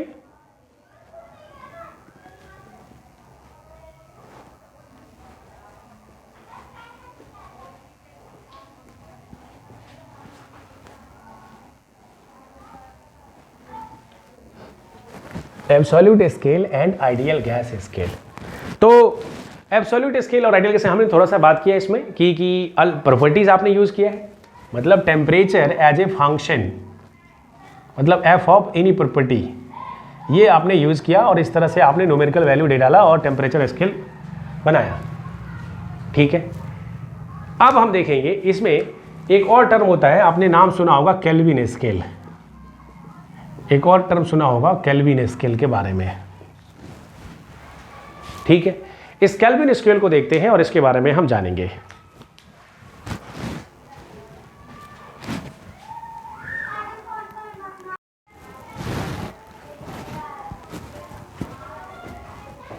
okay, so now we'll see that यहां पर एब्सोल्यूट स्केल और आइडियल गैस स्केल दोनों क्या है, ये आपस में दोनों मिलते जुलते हैं। और क्या है वो देखो, लिक्विड वाले केस में हमने देखा there is a problem that even the temperature is of the substance is same, right, substance वही है, एक पर्टिकुलर टेम्परेचर पे है, लेकिन वेरिएशंस आ रहा है। So now the question is that we have to think a particular substance that will give the same result irrespective of the types of the substance. ठीक है, तो ऐसा केस देखा गया कि जितने भी गैसेज हैं, ऑल गैसेज के बारे में यही कहा गया, अगर वो लो डेंसिटी पे है, डेंसिटी, या हम कहते हैं कि लो प्रेशर पे भी है, तो वो एक ही तरह की प्रॉपर्टीज, सेम एक्सपेंशन बिहेवियर दिखाते हैं। ये सोचा गया, सेम एक्सपेंशन बिहेवियर। हम आगे देखेंगे कि जब अगर हाई डेंसिटी पे है, हाई प्रेशर पे, हाई टेम्परेचर पे है, तो गैसेस के अंदर क्या होता है। आगे एक चैप्टर है काइनेटिक थ्योरी ऑफ गैस, वहां पर हम डिटेल में और देखेंगे, तो थोड़ा और इसकी फिजिक्स में डिटेल में एटॉमिक लेवल पे जाने में पता चलेगा कि जब लो डेंसिटी होती है तो सब्सटेंस कैसे पास में आ जाता है और क्यों ऐसा होता है। तो लैब में ऐसा करके देखा गया कि ये ग्राफ बनाया गया कि एक particular amount, certain amount of gas एक बीकर में, कांस्टेंट वॉल्यूम जिसको बोलेंगे, इसमें गैस ले लिया गया। पानी जैसा लिख रहा है लेकिन ये गैस है, और certain amount that has been taken, fixed amount ये लिया गया, मतलब ये कांस्टेंट वॉल्यूम पे लिया गया, कांस्टेंट वॉल्यूम पे लिया गया। और एक ग्राफ बनाया गया, देखा गया कि अगर मान लो, मैं थोड़ा और ऊपर बना लेता हूं इसको, ऐसा कुछ देखा गया कि एक एक्सिस पे मान लीजिए कि इस पे हमने टेम्परेचर ले लिया इसी वाले गैस का, right, for the same gas here we have taken temperature on the X axis, और यहां पर pressure on the Y axis, pressure ये लिया वाई एक्सिस पे। तो टेम्परेचर कुछ ऐसे मार्क कर लो, जैसे 0, 100 डिग्री सेल्सियस, 200 डिग्री सेल्सियस, ऐसा कुछ मार्क किया गया, -100 डिग्री सेल्सियस, -200 डिग्री सेल्सियस, ये वाला, ठीक है। तो देखो इसमें ये देखा गया ऑलमोस्ट कि ये गैस कुछ ऑलमोस्ट लीनियर बिहेवियर दिखा रहे हैं। क्या दिखा रहे हैं? Linear behaviour. ये स्ट्रेट लाइन है, ये स्ट्रेट लाइन है, कुछ ऐसा दिखाया गया, ठीक। और अगर मैं इसको आगे की तरफ ले जाऊं तो ये सभी, मतलब अगर हम टेम्परेचर और कम कर दें तो इसका प्रेशर एक समय ऐसा आएगा कि ये 0 हो जाएगा, क्योंकि प्रेशर तो वाई एक्सिस पे है। अगर ये कम हो रहा है, टेम्परेचर इधर की तरफ आएंगे, कम हो रहा है, -200, 300, 400 ऐसे जाएगा, तो एक समय ऐसा भी आएगा, एक्स्ट्रापोलेट करके देखा गया कि एक ऐसा भी टेम्परेचर आएगा जिसके कोरस्पॉन्डिंग प्रेशर 0 हो रहा था। नॉर्मली ऐसा जनरल ऑब्जर्वेशन नहीं था, एक्स्ट्रापोलेट मैथमेटिक्स लगा के इसको पीछे किया गया, और ऐसा करने वाला एक साइंटिस्ट था Lord kelvin. Sorry, Lord kelvin. Lord kelvin ने देखा कि the gases at the temperature, मतलब ये टेम्परेचर 0 हो रहा था, तो उसने एक एक्सपेरिमेंट किया और उसने अलग अलग गैस लिया, देखा बहुत सारे गैस ऐसा बिहेव कर रहा है, बहुत सारा गैस इस तरह का। उसने अलग अलग गैस लिया, गैस ए, gas B, gas C, gas ए, गैस बी और गैस सी। लाइन तो वही लीनियर रिलेशन ही रहेगा, रिलेशन तो वही लीनियर रहेगा, और सबको पीछे की तरफ लाया गया। इसको भी, गैस बी को भी मैं थोड़ा और सीधा करके लिखता हूँ। गैस बी को भी देखा तो वो भी ऑलमोस्ट एक ही लाइन पे मैच कर रहे हैं, और गैस सी वाले भी पीछे की तरफ यहीं पर आके गैस बी और गैस सी, मतलब ये जो लाइन है प्रेशर वर्सेस टेम्परेचर, वही लाइन है तीन अलग अलग गैस के लिए। हालांकि ये आगे आके मिलना चाहिए, मैं इसको एक बार फिर से बना देता हूँ तो ज़्यादा अच्छा रहेगा, ठीक है। मान लीजिए हमारा ये पहला गैस के लिए है, यहाँ पर गैस ए के लिए हमने बनाया क्या, टेम्परेचर वर्सेस प्रेशर। फिर इसी तरह से हमारे पास एक दूसरा गैस भी होगा, तो उसका भी कुछ होगा कम या ज़्यादा, लेकिन ये यहाँ पर मिल रहे थे डॉटेड लाइन। और तीसरा गैस हमने देखा गैस सी, ये गैस बी और ये गैस सी। तो तीनों एक कॉमन पॉइंट पे -270 डिग्री .15 इस वाले टेम्परेचर पे वो क्या हो रहे थे, इतना केल्विन बोलो उसको, इतना टेम्परेचर पे वो 0 हो रहा था, प्रेशर 0 हो रहा था। Pressure is equal to 0 at this temperature -273.15। Normally आपने सुना होगा एक word triple point of water. Triple point एक ऐसा पॉइंट होता है जिसमें वाटर, लिक्विड या जिसको सॉलिड आइस बोलो, आइस और गैस वेपर वो एक साथ होते हैं, बड़ा खतरनाक है। तीनों एक साथ होता है, उसको हम ट्रिपल पॉइंट बोलते हैं। तो ऐसा उन्होंने अलग अलग गैस के देखा, and the single temperature that is coming where the pressure is becoming zero. और ऐसा कब हो रहा है? जब लो प्रेशर हो या लो डेंसिटी वाले गैसेज हो। लो प्रेशर लो डेंसिटी वाले गैसेज को हम आइडियल गैस बोलते हैं। क्या बोलते हैं? Ideal gas. तो गैसेज के केस में देखा गया कि ये टेम्परेचर जो इस टेम्परेचर के कोरस्पॉन्डिंग, ठीक है, इस टेम्परेचर के कोरस्पॉन्डिंग प्रेशर जीरो हो रहा है, इसको ही बोला गया एब्सोल्यूट टेम्परेचर। एब्सोल्यूट टेम्परेचर, ठीक है जी, जिसको हम कह सकते हैं कि ये 0 केल्विन के बराबर है। क्या है? 0 केल्विन के बराबर है।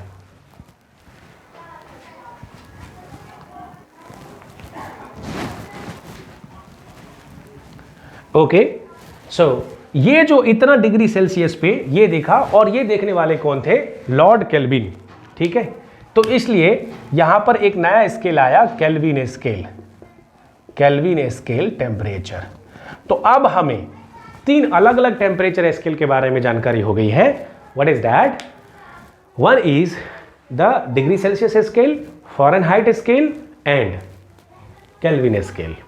अब तीनों का मैं एक कॉमन कंपैरिजन बना के दिखा रहा हूं कि किस स्केल पे कौन सी वैल्यू क्या होती है। ठीक,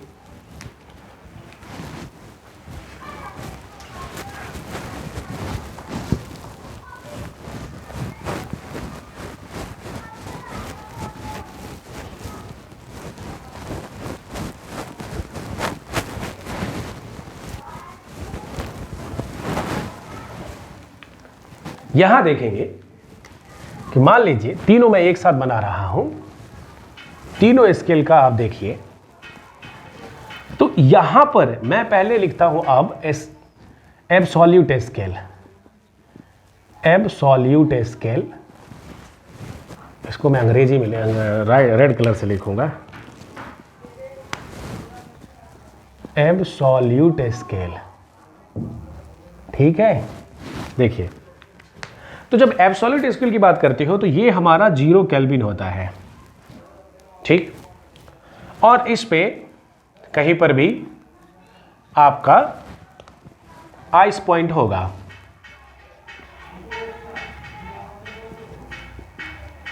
आइस पॉइंट होगा जो 273.15 केल्विन पे होगा। ठीक है, और यहां पर हमारा कुछ, मान लीजिए कि हम टॉप मोस्ट पे ही डाल रहे हैं, इसको स्टीम पॉइंट होगा।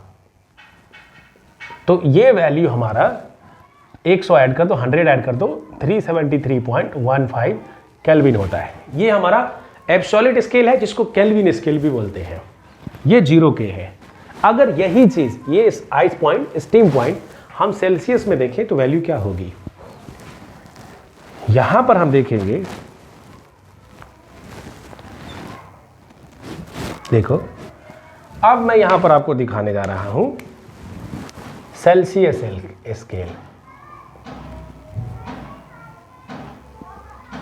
सेल्सियस स्केल के बारे में देखेंगे तो ये जो हमारी वैल्यू है, देखो ये 0 केल्विन है। अब हमें सेल्सियस पे देखना है, तो ये माइनस का, सिर्फ ये माइनस कर दोगे इतना डिग्री सेल्सियस, तो ये 0 केल्विन के बराबर होता है। और इसका जो स्टीम पॉइंट है, आइस पॉइंट है, वो आपको मालूम ही है 0 डिग्री सेल्सियस होता है। और इसका जो स्टीम पॉइंट है वो 100 डिग्री सेल्सियस होता है। स्टीम पॉइंट ये वाला, ice point corresponding on Celsius scale. Now, if you want to see it on the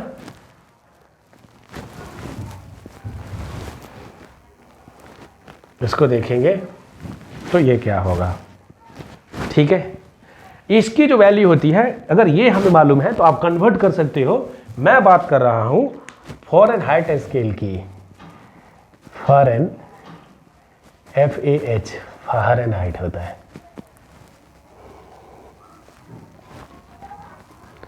Fahrenheit scale.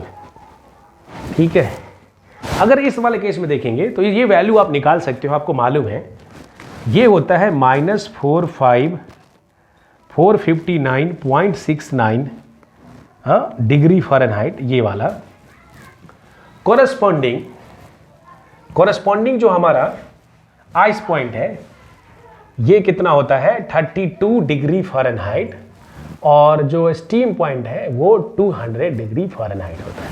So it gives you the relative picture about all these three different scales, most commonly used the temperature scales, right? Throughout the syllabus that you are going to use it. Celsius scale, the Kelvin scale, Celsius scale and Fahrenheit scale. ठीक है? So we have understood that here up to now that liquid in glass tube thermometers has some limitations.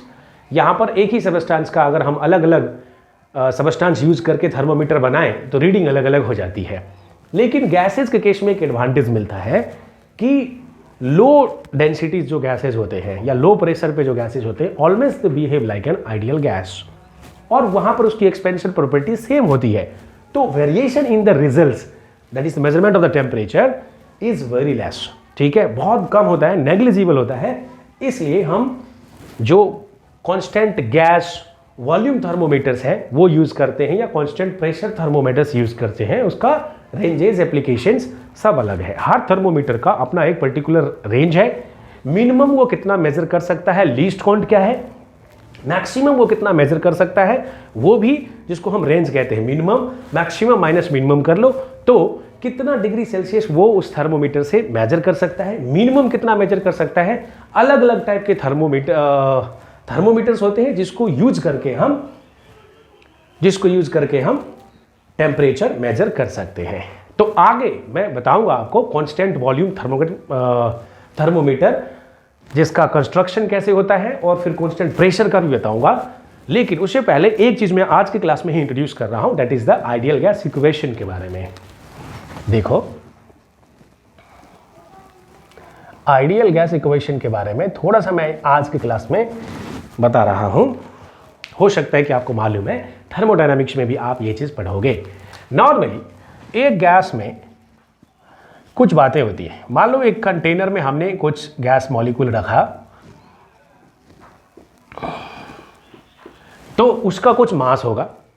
ये कुछ amount रख रहे हो, certain amount, quantity जिसको बोलते हैं, सर्टेन अमाउंट, और दैट इज व्हाट, क्वांटिटी। और क्वांटिटी को ही हम ब्रैकेट में मास बोल दें तो कोई दिक्कत नहीं है, मास बोल सकते हैं। कुछ तो अमाउंट लोगे ना, अरे गैस लेना है तो कितना गैस लेना है भाई, कितना गैस लेना है वो हमें बताओ, सर्टेन अमाउंट, सम ग्राम, सम केजी, कितना लेना है वो बताओ। तो वो हमने लिया, तो वो हमें मालूम होगा, एक तो मास मालूम होता है। अगर गैस कंटेनर में रखा है तो इसका प्रेशर होगा, इसका वॉल्यूम होगा और इसका टेम्परेचर होगा, और ये मास m है। तो इनके बीच में आपस में रिलेशन होता है। देखा यह गया कि अलग अलग चीज़ें की गई थी कि कभी प्रेशर कांस्टेंट रखा गया, तो देखा प्रेशर टेम्परेचर के साथ कैसे वेरी कर रहा है। ठीक है, कभी वॉल्यूम कांस्टेंट रखा गया, कोई एक पैरामीटर कांस्टेंट रखे, उसके वेरिएशंस भी देखेंगे, वो मैं बताऊंगा। लेकिन जनरल एक रिलेशन होता है, PV pressure into volume is equal to MRT। ये एक इक्वेशन है। ठीक है, दूसरा इक्वेशन क्या है, PV is equal to nRT। PV is equal to nRT। देखो, ये एग्जैक्ट रिलेशन है। ये दोनों इक्वेशन आइडियल गैस की ही है। These are the equation of ideal gas. मतलब ये गैस आइडियल है। आइडियल कब है, जब उसकी डेंसिटी लो है, लो प्रेशर टेम्परेचर वाले गैस आइडियल गैस होता है। ज़्यादा डिटेल में आइडियल गैस के बारे में हम और जानेंगे, फ्रिक्शनलेस, पता नहीं क्या क्या अजम्पशंस होते हैं, रियल गैसेज क्या होते हैं, काइनेटिक थ्योरी ऑफ गैसेज में आगे पढ़ने वाले हैं। लेकिन अभी समझ लो कि ये ऐसे गैसेज जो ऑलमोस्ट आपको लो प्रेशर लो डेंसिटीज वाले जो गैस होंगे वो आइडियल गैस की कैटेगरी में आते हैं। अब PV is equal to MRT, ये इक्वेशन कब यूज करेंगे, ये इक्वेशन कब यूज करेंगे। कोई किताब, कुछ किताब वालों ने जैसे PV is equal to μRT, ये किसने लिखा है, this has been written by NCERT। देखो NCERT में ये इक्वेशन लिखा गया है। अब मैं बताऊंगा कि कौन सा कब यूज करना है। मैं सारा एक ही जगह बता रहा हूं ताकि आपको कोई कंफ्यूजन नहीं होगा। No confusion, great combination. ठीक है, मतलब कभी भी कंफ्यूजन नहीं होगा मेरे क्लास में, इतना तो आपको श्योर रहना पड़ेगा। देखो ये P V is equal to M R T है, ये रिलेशन में एम मास होता है। चलो मैं थोड़ा इसको मिटा देता हूँ और मैं तीनों को डिटेल में बताता हूँ, आपको कभी परेशानी नहीं होगी। आप 11th-12th में तो परेशानी नहीं है, आप इंजीनियरिंग करोगे, मेडिकल करोगे, उसमें भी कोई परेशानी नहीं होगी। चलो मैं आगे बता देता हूँ।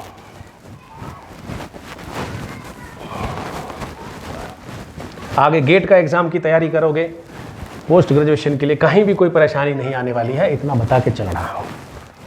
देखो क्या हो रहा है यहाँ पर, ये है P V is equal to M R T. ये कब इक्वेशन यूज़ करते हैं, जब एम हमें गैस में दिया होता है। एम है हमारा मास of the gas, mass of the gas, और ये जो आर है इसको गैस कांस्टेंट बोलते हैं। ये यूनिवर्सल नहीं है, ये गैस कांस्टेंट है, जिसकी वैल्यू होती है वास्तव में R bar by M, R bar by M. ये आर बार क्या होता है, जो इस वाले इक्वेशन में है, ये होता है universal gas constant, universal gas constant. अच्छा, इसमें जो कैपिटल एम आया है वो क्या है, वो molecular mass of the gas है, molecular mass of the gas है, molecular mass of the gas है। ठीक है, R bar universal gas constant है, इसकी वैल्यू क्या होती है 8 पॉइंट, ये फिक्स ही रहता है, ये यूनिवर्सल है, ये हमेशा सेम रहेगा, चाहे मैं अर्थ पे जाऊं चाहे मैं जुपिटर पे जाके ये कैलकुलेशन करूं, सेम ही मिलेगा। तो 8.314 जूल पर मोल पर केल्विन। देखो इसमें वर्ड आ गया मोल, मतलब इस वाले में जो n है वो नंबर ऑफ मोल है, तो नॉर्मली n को कहते हैं नंबर ऑफ मोल। अब ये सवाल उठता है कि सर ये कब लेना है। देखो नॉर्मली जो केमिस्ट्री के लोग हैं वो मोल, अमाउंट ऑफ सब्सटेंस का यूनिट क्या होता है, मोल होता है। तो केमिस्ट्री में ज़्यादातर ये वाला इक्वेशन चलता है केमिस्ट्री में।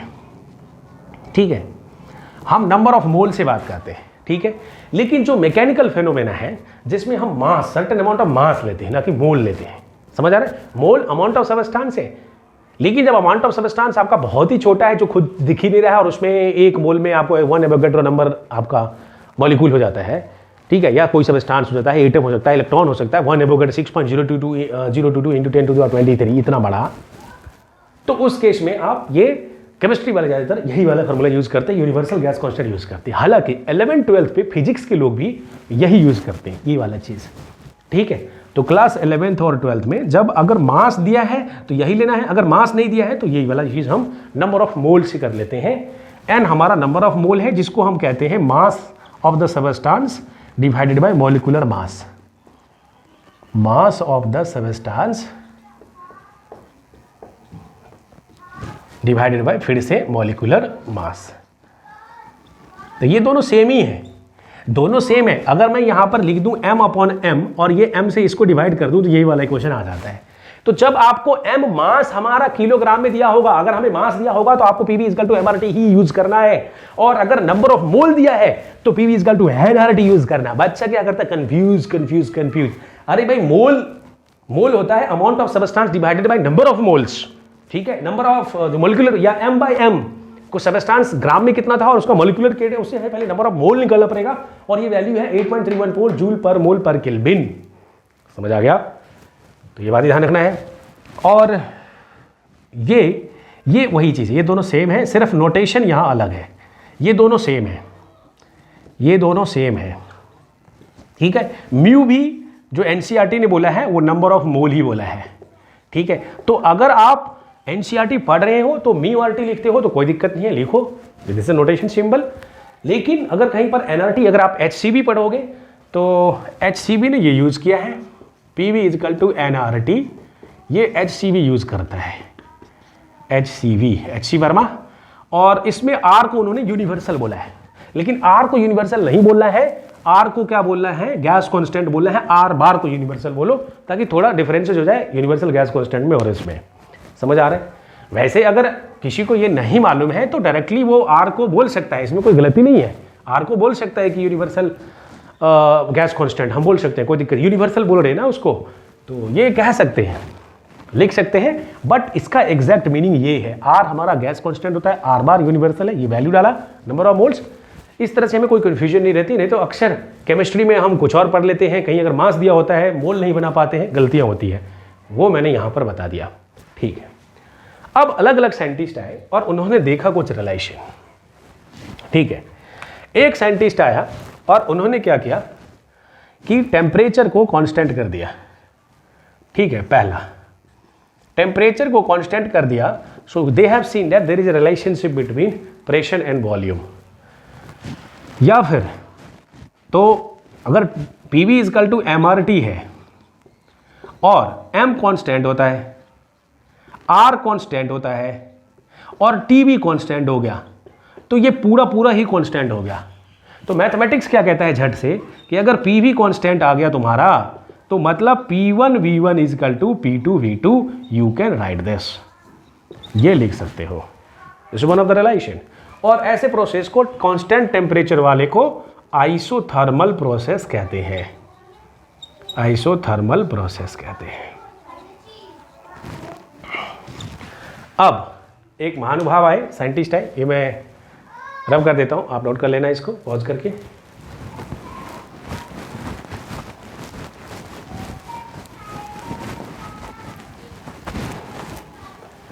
अब यहां पर एक साइंटिस्ट आया, उसने टेम्परेचर की जगह प्रेशर को कांस्टेंट कर दिया,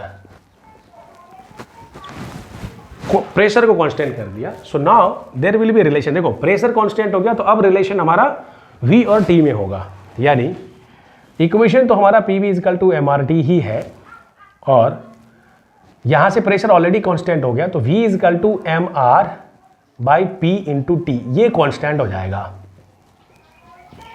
क्या किया मैंने, ये कांस्टेंट था तो MR ऑलरेडी कांस्टेंट होता है, ये एक कांस्टेंट हो गया जिसको C मान सकते हो, मतलब 1 2 3 4 कुछ भी। तो V is equal to some constant CT, मतलब V प्रोपोर्शनल टू T। तो मतलब अब अगर V और T प्रोपोर्शनल हो गया, यानी ये कह सकते हैं ना कि V1 by V2 is equal to, कह सकते हैं ना T1 बाई T2, ऐसा कुछ लिख सकते हैं, इसका रिलेशन लिख सकते हैं। V1 proportional V1 is equal to V1 C21 लिख सकते हैं ना, इक्वलिटी हटा के V1 is equal to CT1 V2 is equal to, तो ऐसा लिख सकते हैं। ठीक है, तो अगर प्रेशर कांस्टेंट है तो ऐसे प्रोसेस को हम कहते हैं आइसोबारिक, आइसोबारिक प्रोसेस। ठीक है, ये एक प्रोसेस हमें ध्यान रखना होगा। और तीसरा यहां पर था कांस्टेंट वॉल्यूम। अब एक और प्रोसेस है जिसमें वॉल्यूम को कांस्टेंट किया गया, V इजकल टू कांस्टेंट। तो हमारे पास इक्वेशन तो वही है, PV इजकल टू MRT, और V कांस्टेंट है, तो V अब इसके साथ चला जाएगा। अब रिलेशन हो जाएगा MR by V into T। So now the relationship between for the pressure and temperature, और प्रेशर और टेम्परेचर हमेशा डायरेक्टली प्रोपोर्शनल होता है। ठीक है, अगर देखा जाए तो यहां पर हमारा प्रेशर कांस्टेंट था वॉल्यूम और टेम्परेचर में, तो ये V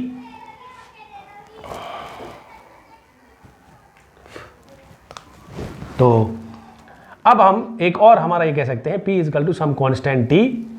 एक और रिलेशन, जब हमारा वॉल्यूम कांस्टेंट होता है तो इसको हम कहते हैं, कांस्टेंट वॉल्यूम को हम कहते हैं आइसोकोरिक प्रोसेस, आइसोकोरिक प्रोसेस।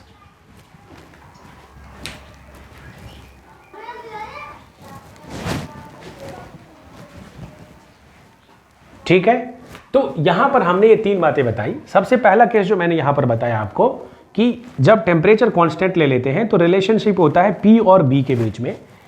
तो जब हमने टेम्परेचर को कांस्टेंट लिया और रिलेशनशिप आया P और V के बीच में, इसी को एक रॉबर्ट बॉयल साइंटिस्ट थे, उनके नाम पे बोला गया, इसको कहते हैं Boyle's law, that gives the relationship between pressure and volume. ये हमें रिलेशनशिप देता है प्रेशर और वॉल्यूम ऑफ द गैस के। और ये सभी गैसें जो लो डेंसिटी गैस है, लो प्रेशर मतलब आइडियल गैस है, ये सब फॉलो करता है। तो relationship between P and B, P and V, ये बातें हो गई। तो ये हमारा बॉयल्स लॉ है। अब अगर हम कहते हैं कि अगर P कांस्टेंट हो जाए तो अब हमारा रिलेशन आ गया V प्रोपोर्शनल टू T या V by T is equal to constant. इसको हम कहते हैं चार्ल्स लॉ। ये भी एक साइंटिस्ट थे, उन्हीं के नाम पे ये दिया गया चार्ल्स लॉ। ठीक है, तो Boyle's law PV is equal to constant, Boyle's law में PV इजकल टू कॉन्स्टेंट होता है, टेम्परेचर ऑलरेडी कॉन्स्टेंट माना जाता है। बॉयल्स लॉ PV कॉन्स्टेंट है। ठीक है, तो ये बातें हो गई। फिर चार्ल्स लॉ हो गया, तो इस बात को ध्यान रखना है। अब इस दोनों को अगर हम कंबाइंडली देखें, एक तो हमारा PV इजकल टू कॉन्स्टेंट है और एक हमारा V by T is equal to constant है। तो वास्तव में अगर मैं PV by T is equal to constant बोलूँ, ठीक है, PV बाई टी, इस दोनों को कंबाइंड करके अगर कांस्टेंट बोलूं तो ये P by T is equal to constant हमारा एक प्रोसेस है जो वास्तव में होता है, ये है आइडियल गैस लॉ या गैस लॉ बोलो, आइडियल गैस लॉ, यही है। So this is PV by T is equal to constant ideal gas law. Understood? So will do some numericals based on this. Okay, see you in the next class. Next class में हम क्या करने वाले हैं, देखो NCERT में इसके बाद थर्मल एक्सपेंशन को पढ़ाया गया है, लेकिन मैं एचसी वर्मा का भी कंबाइंड सॉल्यूशन यहाँ पर दे रहा हूँ। थोड़ा सा और हम डिटेल में पढ़ेंगे नेक्स्ट क्लास में। नेक्स्ट क्लास में हम पढ़ेंगे कांस्टेंट वॉल्यूम गैस थर्मोमीटर।